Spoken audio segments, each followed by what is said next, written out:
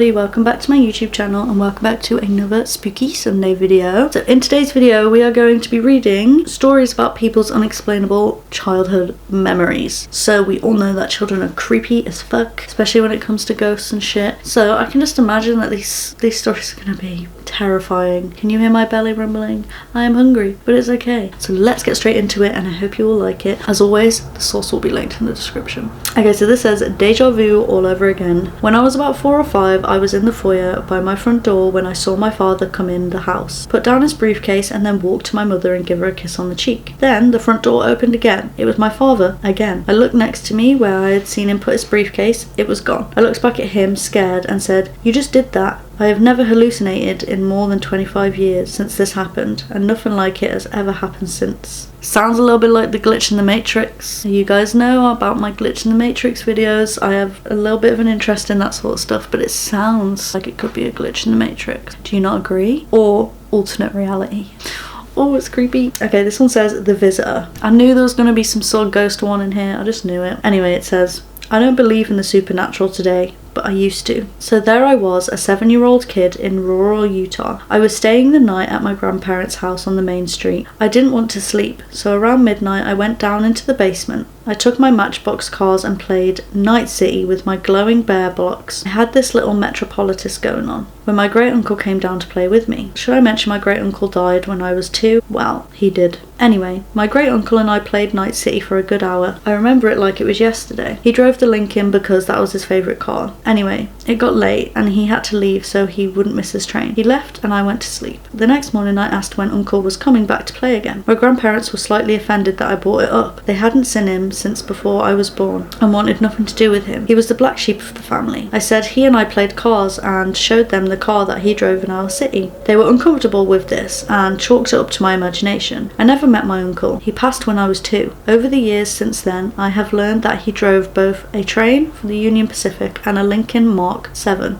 Or 5. Oh god, I don't know. I don't understand Roman numerals. I think that's 5. Like I said, I don't believe in ghosts, but I don't know how 7-year-old me knew things about an estranged relative who perished when I was 2 and was never spoken of due to certain family issues. To this day, I don't know what happened that night, but I remember playing Night City with some guy who said he was my uncle like it was yesterday. He was super nice, and at the end of the game, he simply left out the back door. You know, it could have been his uncle, the ghost of his uncle. I don't understand why he would want to go to the basement to play, if I'm being honest. There are so many less creepy places to play, but maybe he went down there so there was less chance of him being heard. And also when you're 7, you're less scared of things. You wouldn't really be worried of stuff being down there as much as you would be now. But it definitely just could be his uncle coming to play. The story didn't give me bad vibes, so I feel like it might have been a good one. Okay, this one says The Big Bang. My sister is 10 years younger than me. When I was in middle school, both my parents worked swing shifts, so I would take care of her after school on any given day. One of those particular days, my sis was napping in her bedroom, which was on the far end of the house, and I was watching TV in the living room. I even remember very specifically what I was watching. It was Clarissa Explains It All. I know, showing my age here. And that show was on commercial break when this weird shit happened. Aside from the TV, the house was quiet as could be, when from the other side of the house I hear a sudden and very decisive slam coming from within the house somewhere. I remember sitting upright, freezing in that position. I don't remember having any way to verify it, but I remember it was my parents' bedroom door that had slammed. A full minute or so goes by before my sister, she couldn't have been a day older than 3 at the time, saunters into the living room with the most sleepy dazed look on her face. At that point I was so jolted that I couldn't really speak. My sister was the one to break the silence and ask, "Where did she go?" As I regained the wits to be able to piece the words together again, I asked, "Where did who go?" To which my sister replied, "The lady that was just talking to me." I have no way of really knowing for sure, but I'm certain that at this point I must have gone pale. I distinctly remember the intermingled feelings of vertigo, nausea and paranoia. No more than half a minute passed by before my sister shrugged it off and with humour in her voice said, "Never mind," and went back to her room as if all business was usual. I don't remember what eventually broke my paralysis or how long I was in that state, but I eventually got the nerve, after getting the largest kitchen knife I could find of course, and did a half-ass sweep of the house. To this day, the part about the whole thing that sticks with me the most, still sends shivers down my spine, is how nonchalant my sister shrugged it off. Almost laughed it off, one could say. It just didn't sit right with me. Something about her mannerisms that felt far beyond her years, like a 2-year-old adult. Through the years I've brought it up, and she always has maintained she doesn't have any recollection of it whatsoever. I told you, kids are creepy, kids are scary, because they always see the ghosts for some reason, and they're never scared of them for another reason. I don't understand why. Oh, I'm literally cold. I'm just getting constant shivers while reading these stories, so that's great. But maybe she wasn't scared because it's someone she knew. Maybe it was a relative that passed away. Maybe it was just a friendly spirit, because like, surely if the house was haunted by a spirit, you'd have more than one experience of it. So it could have just been a relative passing through, you know what I mean, rather than a haunted house. This one says, the girl next door. When I was 6, I had a girlfriend named Molly. I moved away the next year and never saw her again. For the next 40 years, one of my earliest and most vivid memories was me watching a 6-year-old red-headed girl running away from me and up towards her house, yelling, "Mommy, Mommy, Jonathan, kiss me," and her mother's voice coming back, "Wow, that must have mean he really likes you." I'm sorry, but like these...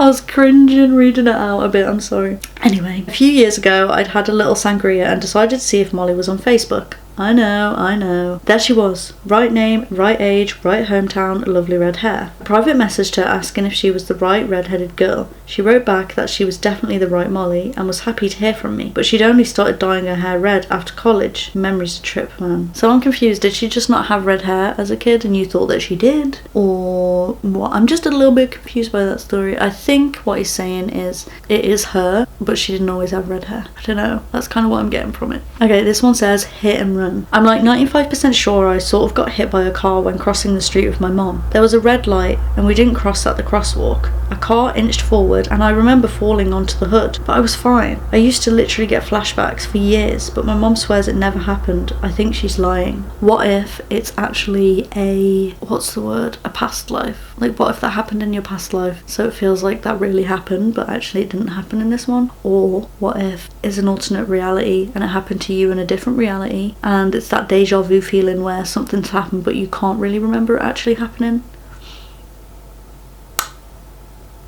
I'm gonna fall down that rabbit hole again that I always get into when it comes to fucking alternate realities, but it's just a theory, like, could be the case. Okay, this is the last one I'm going to do. It's called Office Space, and it says, I have a memory of sleeping in an office block in South London with my mom on an airbed. I recall looking out of the window and feeling sad. Years later I was driving and got a very strong impulse to stop outside this building, and I was 100% certain it was that one. Every time I went past it, it felt odd. My mom says it didn't happen, and everyone else concurs. My best conclusion at this stage is that I probably had a very vivid dream that became conflated with something else. Yeah, I mean, I guess it could be a dream, but you know, to go back to my previous point about alternate realities, I'm laughing because I always bring up alternate realities. If something unexplainable happens, I'm like, oh, it's an alternate reality, guys, told you they exist. But I genuinely think that alternate realities could exist. Is it called a simulation? Is that a different theory? I think it's just alternate realities.